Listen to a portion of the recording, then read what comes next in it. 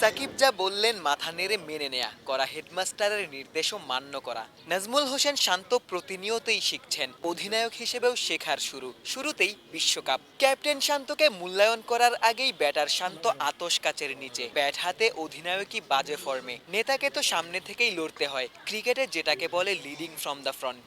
অবশ্য ক্যারিয়ারের শুরুতেই শান্ত ফর্মহীনতার সমালোচনার ভয়াবহ ছবিটা দেখে ফেলেছেন। গেল টি-20 বিশ্বকাপ দিয়েই কামব্যাক করেছিলেন, আরও একটা বিশ্বকাপের আগে সেটাই হতে পারে শান্তর একমাত্র মোটিভেশন। অবশ্যই আমার লাস্ট ওয়ার্ল্ড কাপটা ভালো মেমোরিজ ছিল এবং আমার মনে হয় ওখান থেকে কামব্যাকটা হয়েছিল। সো আশা করব এবার আমি যে বলবো যে আমি ব্যাটিং নিয়ে খুব বেশি চিন্তিত, অনেক বেশি চিন্তা করছি তা না। আমার যেই হার্ডওয়ার্ক করা বা আমার যে যে জায়গায় ইমপ্রুভ করার দরকার আছে ওই জিনিসগুলো আমি প্র্যাকটিসে করছি। সো আমি আশা করব বা আমি কনফিডেন্ট যে আমি ভালোভাবে কামব্যাক করবো ইনশাল্লাহ ওয়ার্ল্ড কাপ। মূলত দৃঢ় মানসিকতাই শান্তর সব থেকে বড় শক্তি। যত বাধা বিপত্তি আসুক শান্ত ভেঙে পড়েন না। সংবাদ সম্মেলনে সাইফুদ্দিন লিটন এমনকি নিজেকে নিয়েও আক্রমণাত্মক প্রশ্নের সম্মুখীন হয়েছেন। রান গড়, স্ট্রাইক রেট উল্লেখ করেও প্রশ্ন তোলা হয়েছে। শান্তর সহজ উত্তর, নিজের ব্যাটিং নিয়ে চিন্তিত নন। শেষ 2 ম্যাচে বাদ দিলেও শান্ত আরও একবার লিটনকে ব্যাক করেছেন। লিটন আমাদের খুবই ইম্পর্টেন্ট প্লেয়ার, আমরা সবাই জানি।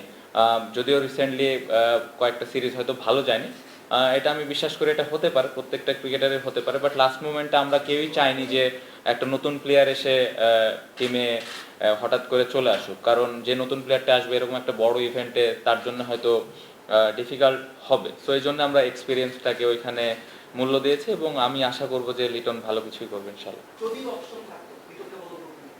না, করতাম না, কখনোই করতাম না, কারণ আমি যেটা বললাম, যেটা বোঝাতে চেয়েছি, এই সিরিজটা শুরু হওয়ার আগে, ইভেন তারও আগে হয়তো শ্রীলঙ্কা থেকে আমরা আস্তে আস্তে ওয়ার্ল্ড কাপে আমাদের কি কম্বিনেশন হবে, কি করব, এটা নিয়ে আমরা মোটামুটি ক্লিয়ার ছিলাম, 2-1 জন ছাড়া।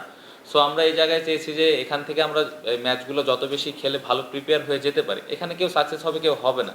বাট ওই জায়গায় আমরা আমরা কেউই কনফিউজ ছিলাম না যে আমরা হঠাৎ করে একজনকে চেঞ্জ করব খারাপ খেলার পরে। সো এই এই যে সিরিজগুলো আমরা খেললাম পুরোটাই ছিল যে আমরা এখান থেকে কনফিডেন্স গ্রো করবো কীভাবে, বা আমাদের কোন জায়গায় ল্যাকিংস আছে সেই জিনিসগুলো কীভাবে ঠিক করবো। সো এই জিনিসটা আমরা করার চেষ্টা করেছি।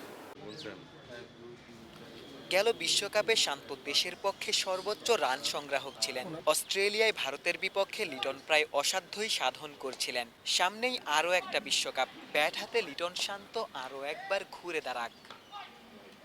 শেরেবাংলা জাতীয় ক্রিকেট স্টেডিয়াম থেকে ক্যামেরায় আমিনুল ইসলাম সুজনের সঙ্গে গোলাম সারোয়ার, ক্রিকেট 97।